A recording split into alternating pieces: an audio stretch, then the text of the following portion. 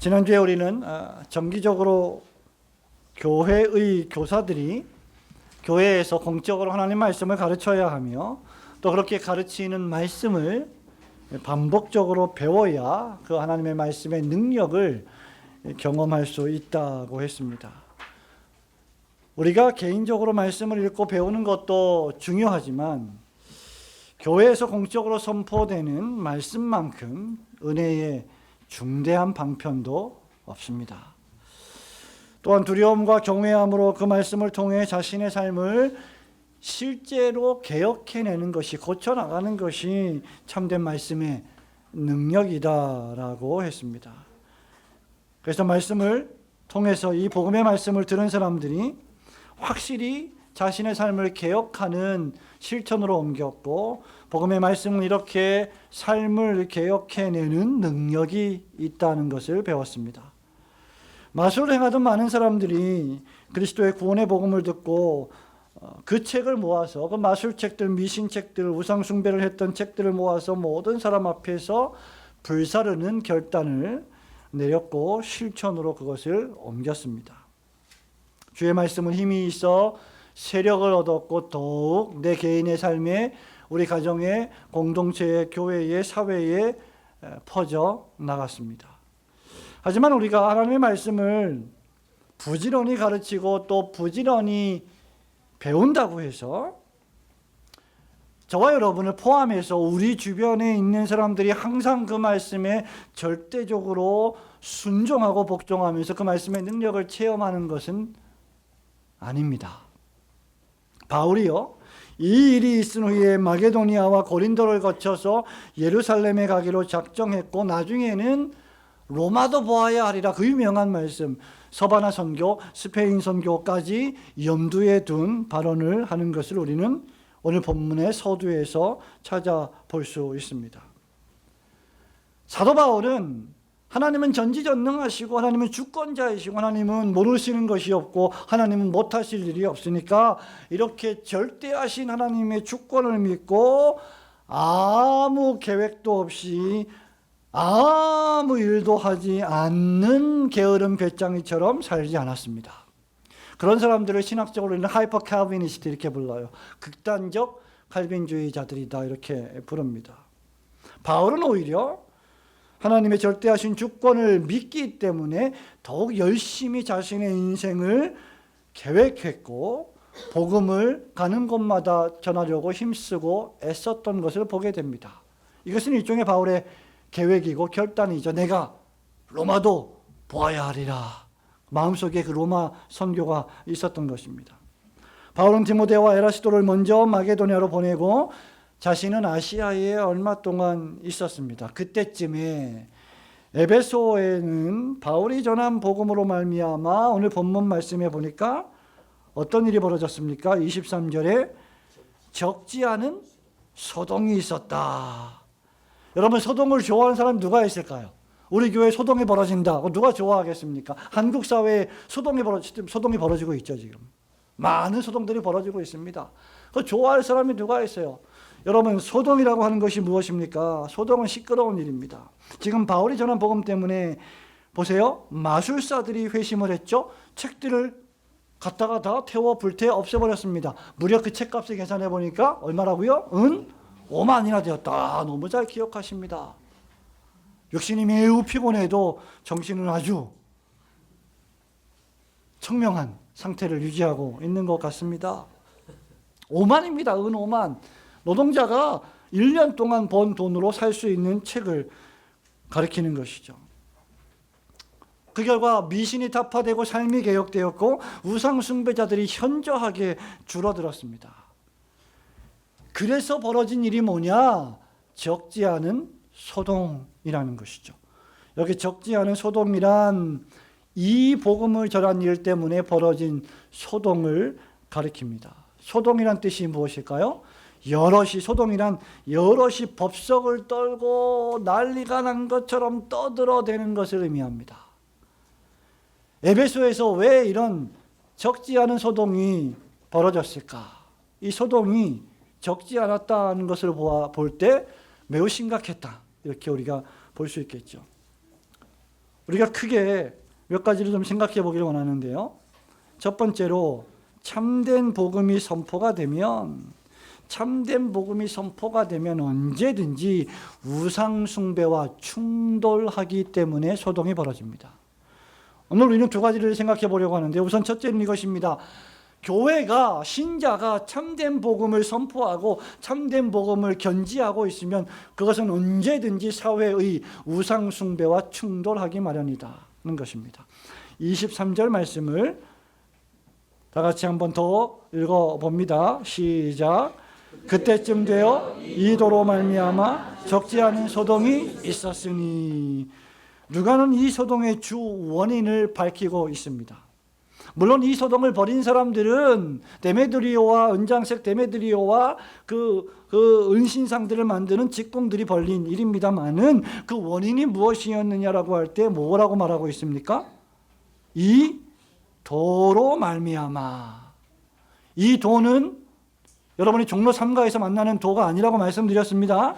이 도는 예수 그리스도와 그분의 십자가 복음, 그리고 그것을 믿고 따라가야 할 길로서의 도를 총칭하는 용어가 바로 복음의 도라는 단어입니다. 말하자면 하나님의 아들이시자 죄인들의 구주이신 그리스도 예수님을 믿고 그분을 위해 살아가는 소위 여러분들과 같은 크리스티아노스, 그리스도인들, 즉 그리스도인의 길을 걸어가게 만드는 진리가 바로 이 도입니다. 쉽게 말하면 예수 그리스도를 믿고 영접하고 예수님을 믿는 믿음으로써 살아가는 신자들이 걸어가는 길. 그러므로 이 십자가의 도를 믿는 자들은 이제까지 섬겨왔던 모든 우상을 버려야 됩니다. 타파해야 됩니다. 그리고 사시고 참되신 하나님만을 섬기게 되어 있습니다.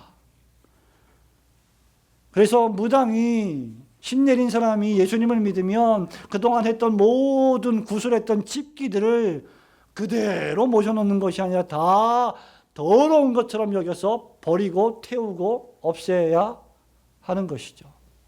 그렇게 삶을 개혁하는 것입니다. 이런 의미에서 예수 그리스도에 관한 복음의 전파는 미신과 우상 숭배와 충돌하게 되어 있습니다. 이미 우리는 사도행전에 나타난 다양한 우상 숭배에 대해 살펴본 바가 있습니다. 심지어 사도행전 17장에 보면 아덴에서의 이름도 알지 못하는 신에게 새긴 단도 있을 정도였습니다. 칼빈이 그의 역작인 기독교 강요에서 인간의 마음이란 무엇이냐? 라고 인간의 마음을 정의할 때, 타락한 인간의 마음을 정의할 때 우상의 공장이다, 이런 표현을 쓴 적이 있습니다. 인간의 마음이란 우상을 제조해내는데 매우 특별한 기술을 가진 제조 공장이다, 이렇게 말하는 것이죠. 마땅히 사시고 참되신 한 분 여호와 하나님을 섬겨야 함에도 불구하고 죄로 타락한 인간은 마음속에 각종 우상을 만들어서 그 우상을 살아계신 하나님처럼 섬기고 있다는 것입니다. 바울이 로마서 1장 21절에서 이를 다음과 같이 비판한 바 있습니다. 하나님을 알되 하나님을 영화롭게도 아니하며 감사하지도 아니하고 오히려 그 생각이 허망하여지며 미련한 마음이 어두워졌나니 스스로 지혜에 있다 하나 어리석게 되어 23절에 썩어지지 아니하는 하나님의 영광을 썩어질 사람과 새와 짐승과 기어다니는 동물 모양의 우상으로 바꾸었느니라. 이런 생각의 허망함, 우리 마음에서 나오는 생각의 이런 헛됨, 이것은 사람이 죄를 회개하고 예수님을 믿는다고 해서 완전히 바뀌는 것은 결코 아닙니다. 신자라 할지라도 살아계신 하나님, 성경에서 말씀하는 하나님을 우리 마음대로, 더 노골적으로 말하자면 우리가 원하는 대로 바꾸어 버리는 연약한 심성이 우리 안에 남아 있기 때문입니다. 에베소 사람들은요, 거대한 석상으로 된 아데미 신상을 숭배했습니다. 에베소는 여러분이 신약 시대에 태어나서 그 거리를 활보했다고 하면 정말 에베소 이 도시야말로 신들의 도시구나라고 느낄 정도로 거대한 신전의 도시와 같았습니다. 지금도 그 신전의 모습들이 여전히 남아 있습니다. 그 중에서도 아테미라고 하는 신전은 무려 127개의 기둥이 있는 거대한 신전이었고, 각 기둥의 높이는 약 18m 정도나 되는 아주 엄청나게 큰 신전이었습니다. 그리스에는 파르테논 신전보다 적어도 4배, 5배나 큰 신전이 바로 이 아테미 신전이었고, 이 신전이 에베소에 있었던 것입니다. 지금도 여러분이 에베소 길거리를 가다 보면, 지금의 터키의 서북 쪽에 있는 에베소에 가보면 여전히 이러한 신전들을 발견할 수가 있습니다. 그리고 매우 쉽게 찾아볼 수 있는 것이 바로 다이아나라고도 불리는 아데미 여신 신상, 목상, 석상을 여러분은 쉽게 볼 수 있습니다. 그냥 버스 타고 가다 보면 옆에 널린 게 그 아데미 신상입니다. 아데미 여신은 풍요를 상징하는 여신이었습니다. 그래서 가슴에 풍요를 상징하는 24개의 유방을 소유하고 있었습니다. 그러니 얼마나 많은 아이를 낳을 수 있겠습니까? 이 아데미 여신이 말입니다. 그래서 풍요와 쾌락의 그런 상징이었죠. 소아시아 어디를 가도 이런 크고 작은 신전이 있었고, 사람들은 신전의 모형, 그리고 아데미 여신의 모형을 작게 만들어서 가정용으로 집에 보관하거나 뒤뜰에 잘 모셔놓고 오고 가면서 그 앞에 절하며 복을 빌기도 했던 것이 에베소 사람들이 했던 문화였습니다. 그런데 바울이 이것을 도발한 것입니다. 바울은 26절에 보세요. 수많은 사람들에게 이렇게 말합니다. 이 사람들아, 사람이 손으로 만든 것들은 신이 아니다. 이는 그대들도 보고 들은 것이 아니에요. 무슨 말입니까? 당신들이 아데미 여신상을 만들어 놓고 거기다가 절하는 모습을 보니 당신들이 보고 들은 그 모습 그대로 그건 당신들이 만든 거 아니냐? 참 신이 아니다. 이렇게 도전을 하고 있는 것이죠. 하나님은 나무나 돌이나 청동으로 만들어진 신이 아니십니다.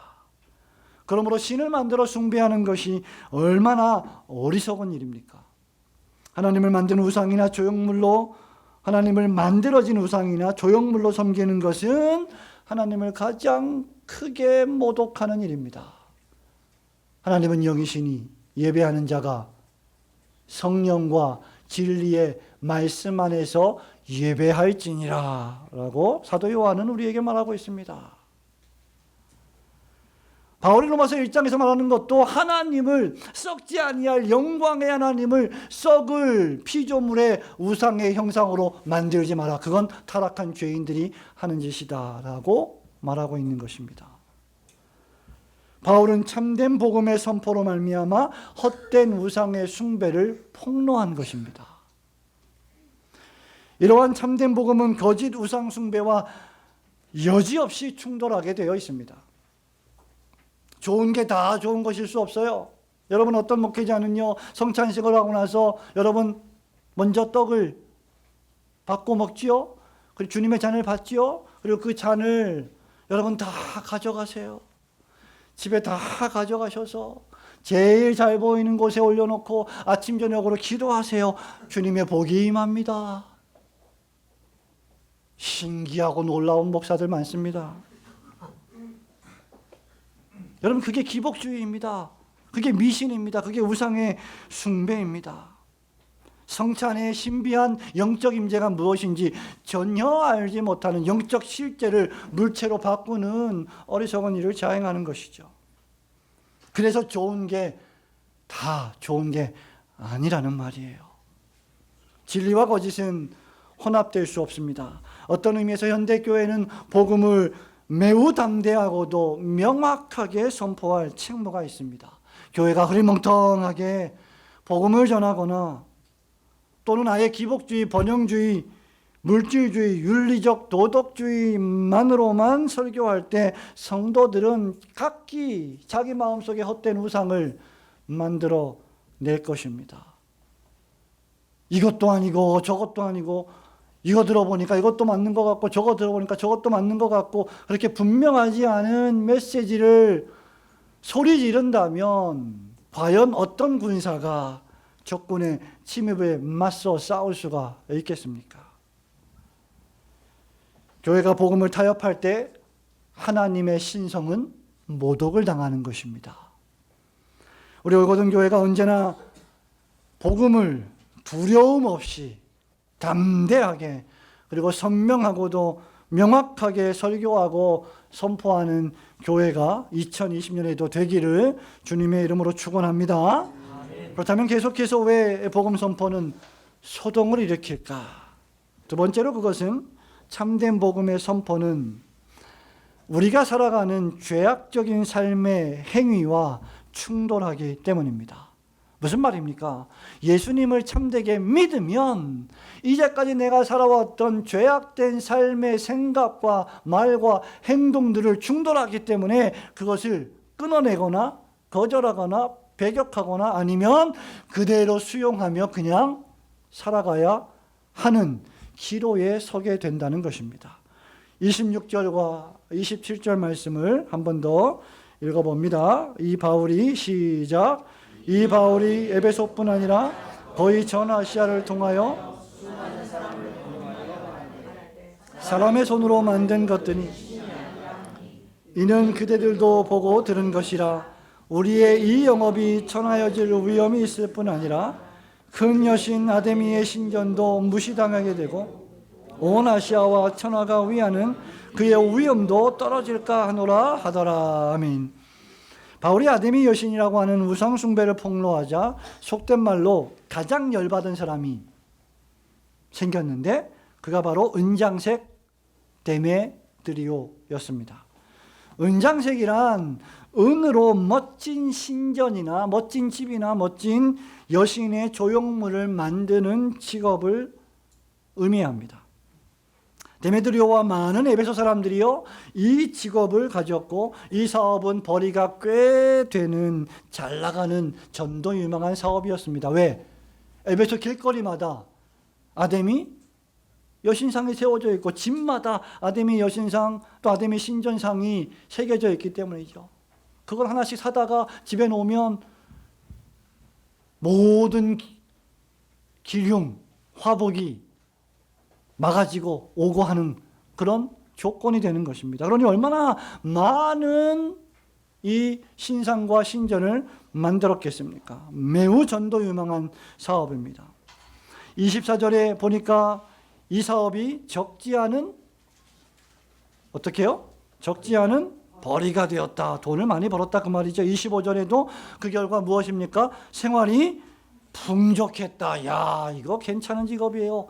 2019년, 2020년에 경기가 매우 안 좋다고 늘 하는데 이런 잘 나가는 사업을 하는 게 얼마나 좋습니까? 신박한 아이템 아닙니까? 너무너무 좋은 일 같아요. 이런 걸로 돈을 버는 게. 그런데 바울 때문에 그들의 적지 않은 벌이를 통한 풍족한 생활이 직격탄을 맞게 됩니다. 바가 머리끝까지 지민 데메드리오가 직공들과 즉 신전과 신상을 만드는 기술자들과 영업하는 자들을 다 불러 모아놓고 일장연설을 시작합니다. 바울 때문에 우리 사업이 지금 업신여김을 당하고 우리가 섬기는 신의 명예도 실추되니 바울 일행을 붙잡아다가 고소해서 그냥 없애버리자 이렇게 선동했습니다. 그 결과 에베소 사람들이 어떻게 됐습니까? 이구동성으로 분노가 가득하여 크도다 에베소 사람의 아테미여라고 소리를 지르기 시작해요. 무려 몇 시간이나? 예? 무려 2시간이나. 34절에 2시간이나. 여러분, 이것이 얼마나 놀라운 광기입니까? 사실 은장색 데메드리오를 포함해서 에베소 사람들은 아데미 여신을 위하고 그들이 섬기는 여신의 명예와 평판을 소중히 여기는 것 같지만, 실상은 물론 그런 측면도 있지만 자신들의 생업이 위협을 받는 일을 먼저 앞세웠던 것입니다.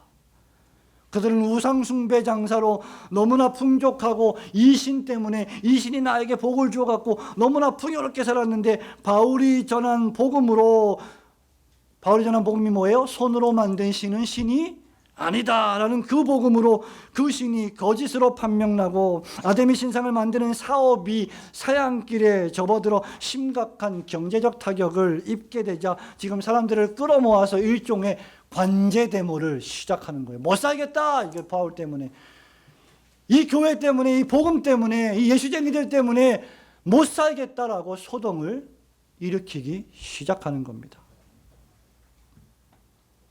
말하자면 우상숭배는 물질숭배와 긴밀한 관계에 있습니다. 우상숭배는 기복주의와 긴밀한 관계를 맺습니다. 도석종교, 미신종교는 거의가 다 기복주의를 목표로 합니다. 소위 애군을 물리치고 복과 풍요를 가져다 주는 것 말입니다. 우리 옆 사무실에 가시면 부적이 떡하니 이렇게 붙어 있었어요. 얼마 전에 나갔습니다마는 부적도 떼어갖고 같이 나갔더라고요. 그것도 같이 갖고 가야 되나 봐요. 여전히 21세기를 살아가는 저와 여러분들이 여전히 그런 기륭화복에 휘둘리고 있는 삶을 살아가고 있습니다. 그들이 진정으로 아데미 신의 명예와 평판을 중요하게 생각했다면 그들의 생업을 고사하고 자신의 생업 걱정보다 자신이 섬기는 신에 대한 위험과 모독에 대해서 더 신경 써야 하지 않았을까요? 하지만 그들은 27절에 우리의 영업이 천하여질 위험에 처해 있다라는 이유를 먼저 내세웠습니다. 데메드리오는 자신의 직업의 신용에 대한 주의를 환기시키고 신당이 그 명성을 잃으며 아데미 여신의 신적 위엄이 무시될지도 모른다는 그럴듯한 명분을 내세우며 동료 직공들을 선동하고 있지만 결국은 경제적 손실이 이 분노의 정점에 자리하고 있었습니다. 교회가 잘 돼야 내 사업도 더 잘 됩니다. 왜냐하면 교회를 통해서 내 사업을 확장해 나갈 수 있기 때문이죠. 그런 마음으로 하나님을 섬긴다면 그게 현대판 우상숭배요, 기복주의입니다. 어느 주석가의 설명처럼 이 사람들은 자신들의 기득권이 지방에 대한 애국심을 가장하고 있으며 종교적 열심이라는 은폐물에 가려져 있었던 것입니다. 이처럼 복음이 선포되면 수용하든지 배격하든지 둘 중 하나입니다. 중간은 없어요. 복음이 선포되면 우상숭배를 폭로하고 헛된 삶과 죄악된 삶을 폭로합니다.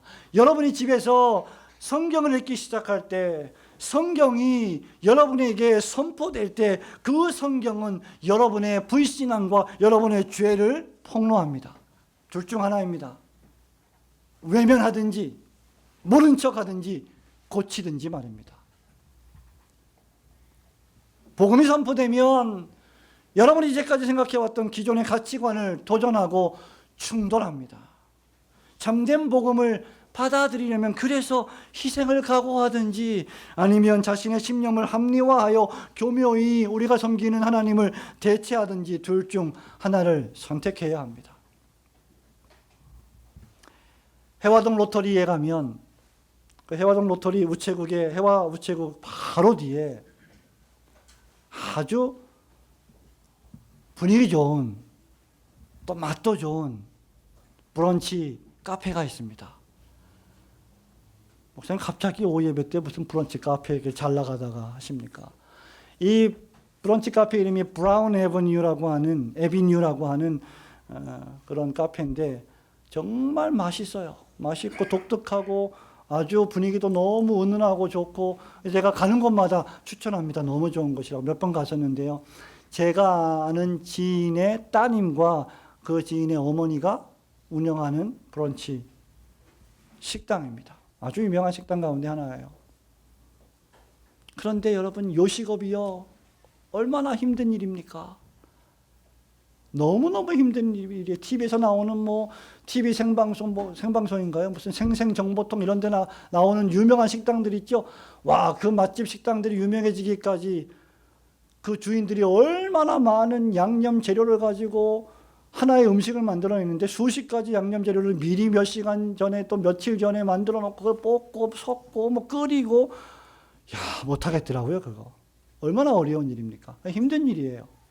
근데 이 장사가 너무 잘 되는 거죠. 너무 유명하고 너무 맛있고 탤런트 김영건 씨도 와서 식사를 할 정도로, 쓸데없는 얘기입니다만은 그 정도로 유명한 식당이에요, 이 식당이.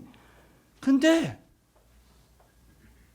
토요일까지 근무를 하고 토요일날 일찍 퇴근하긴 합니다만은 토요일날 6시에 퇴근하니까 주일날 너무 피곤한 거예요. 몸이 너무 피곤하니까 이게 내 영혼과 관계없이 육신이 너무 피곤하니까 자동으로 그냥 윈도우가 내려오는 거예요. 말씀에 집중도 못하고 예배도 드린 건지 안 드린 건지, 이게 지금 3층천에 있는지 비몽사몽인지 잘 모르는 거. 너무 피곤하니까 일주일 동안 너무 괴로웠다는 거예요. 그게 몇 달 동안 그게 너무 괴로웠다는 겁니다. 그래서 결단을 했습니다. 그만두기로. 야, 근데 그거를 그만두는데 다른 사람에게 넘기는지 아니면 아예 그냥 폐업을 하는지 모르겠습니다만은 어쨌든 그것을 그만두는 이유가 신앙생활에 지장을 초래하기에 그만둔다는 겁니다. 쉽지 않은 일입니다. 잘 나가는 사업장을 그만둔다는 건 대단히 어려운 일입니다. 그것도 주일 예배를 잘 드리기 위해서 말입니다. 성도 여러분, 우리가 선명한 복음을 믿고 선포하고 전하지 않는다면 세상은 우리에게 소리치지 않습니다. 왜? 우리가 세상과 비슷하기 때문이죠. 아, 너 잘 살고 있는데, 야, 너 나하고 별 차이가 없네. 너 예수 믿어? 너 교회, 그래? 나도 그럼 교회 다니고 예수 믿는 사람이다. 너하고 비슷한데 살아가는 게? 세상이 우리를 환영합니다. 세상은 사람들을 선동해서 우리를 위협하지 않을 것입니다. 그러나 그것은 비극적인 일입니다. 만일 그렇다면 그것은 우리가 복음을 타협하고 있다는 증거가 될 것이기 때문입니다. 저와 여러분이 얼마나 많이 우리의 실제 삶 속에서 신앙을 타협하며 합리화하며, 그래 이 정도쯤이야 괜찮지 않겠어라고 생각하며 신앙생활을 하고 있습니까?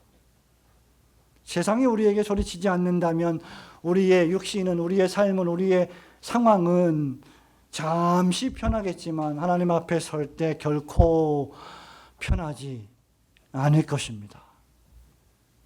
에베소 사람들이요, 크도다 에베소 사람의 아데미여 라고 소리칠 때 우리는 크도다 주 예수 그리스도 하나님의 아들이시여 라고 소리쳐야 할 줄로 믿습니다.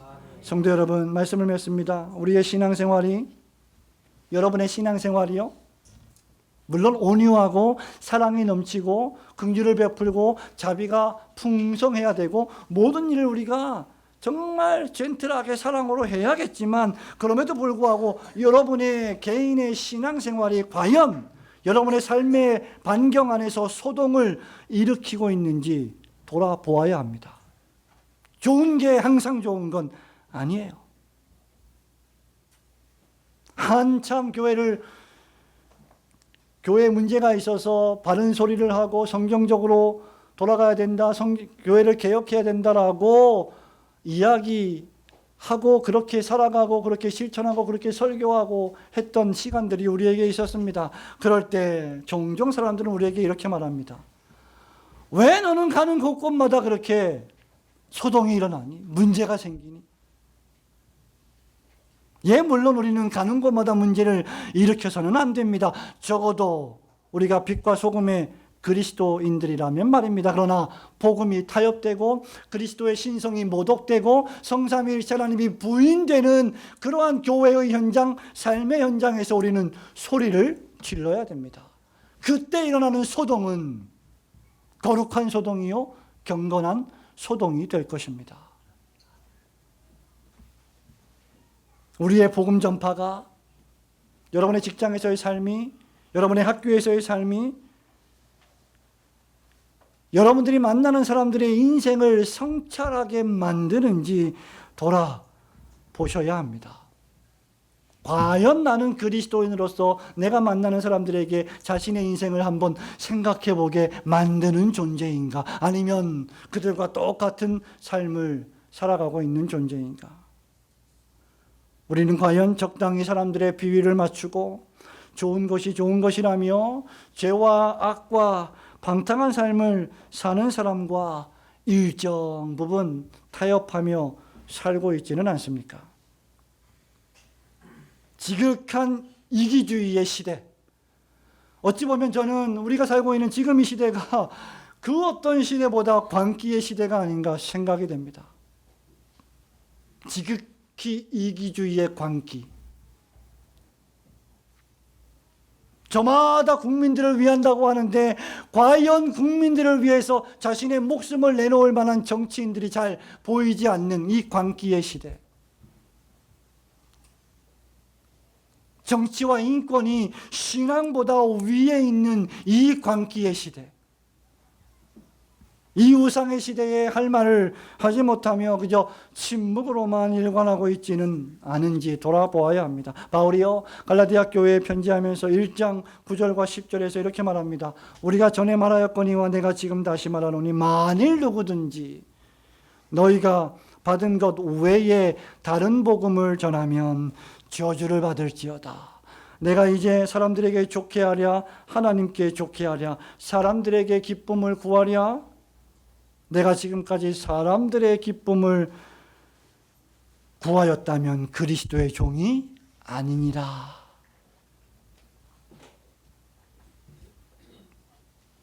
우리가 사람들에게 좋게 하면 사람들이 우리에게 소리치지 않습니다. 자신들의 죄를 고치려 하지 않습니다. 왜? 충돌이 일어나지 않기 때문이죠. 그러나 그들이 다른 복음을 전한다면 우리가 전하는 성경의 복음은 그들 사이에 적지 않은 소동을 일으켜야만 합니다. 그리고 우리는 그런 소동을 두려워해서는 안 됩니다. 올고든 교회가 비록 100명 미만의 교회이지만 요즘 시대에 100명이 어딥니까? 70명이 어딥니까? 요즘 시대에. 여기 잠시 앉아서 우리 교우들과 대화를 나누는데 여러분 남전도에 여기 여전도회군요. 여전도회, 남전도회, 여기 영아유치부, 주일학교, 고등부, 옆에 중등부, 저쪽에 청년부 다 모여가지고 공부를 하고 있어요. 그리고 아직 미등록 교육 대상자인 4분이 여기 앉아서 대화를 나누고 있고 여기 3분이 앉아 대화를 나누고 있고 대화를 하다가 우리 교회가 대형 교회라고 이렇게 다양한 사람들이 모여갖고 지금 그룹으로 모여서 예배를 드리고 있다고 그런 이야기를 우스갯소리를 했습니다. 우리 교회가 큰 교회 아닙니다. 크다 그러면 보통 요즘 몇 명이에요? 예? 1000명 갖고 되겠습니까? 10,000명, 10만 명이죠. 메가처치 1000명, 10,000명 1000명, 10,000명? 와. 300명만 돼도 너무 많은데? 1000명, 10,000명? 근데 여러분, 우리 올고든 교회가 100명도 안 되는데요. 이 올고든 교회가 얼마나 그 브랜드가 유명한 교회인지, 큰 교회인지 여러분들은 잘 모릅니다. 근데 주변에 우리 올고든 교회가 얼마나 멋진 교회고 얼마나 큰 교회인지 영적으로, 신학적으로, 교리적으로 사람들이 많이 알고 있어요. 그러므로 우리 이런 교회가 숫자에 민감해서 소리를 지르지 못한다? 그거 있을 수 없습니다. 그런 소리를 지를 때 소동이 일어나는 것을 우리는 두려워해서 안 된다는 것이죠. 물론 아무도 두려워하는 분이 안 계십니다. 보니까 일당백이에요. 우리 교회 성도들이. 소동이 벌어진다 해도 여러분, 하나님께서는 에베소 시의회의 서기장을 통해서 바울을 보호하시는 섭리를 하고 계십니다. 그것이 여러분들이 읽었던 오늘 본문의 마지막 부분들입니다. 하나님은 때때로요, 전혀 예상하지 못한 방식을 사용해서 교회를 도우십니다. 주의 백성들을 보호하십니다. 복음 전도자들을 보호하십니다. 그리고 그들을 먹이고 입히십니다. 교회를 적어도 목회하는, 개척해서 목회하는 목사와 장로님들은 이런 경험들을 수시로 하고 있는 역전의 용사들입니다. 찬송가 70장 가사처럼 이방이 떠들고 나라들 모여서 진동하나 우리 주 목소리 한 번만 바라면 천하의 모든 것 망할 것이기 때문입니다. 그러므로 여러분, 우선 진리가 여러분에게 선포될 때, 말씀이 선포될 때 여러분의 마음이 소동되는 것을 불편히 여기지 마세요. 고쳐야 됩니다. 개혁해야 됩니다. 그리고 그러한 복음의 선포가 될 때 벌어지는 가정과 사회에서의 소동을 두려워하지 않고 담대히 복음을 전하며 용감히 신앙생활 하시는 성도들 되시기를 주님의 이름으로 축원합니다. 아멘.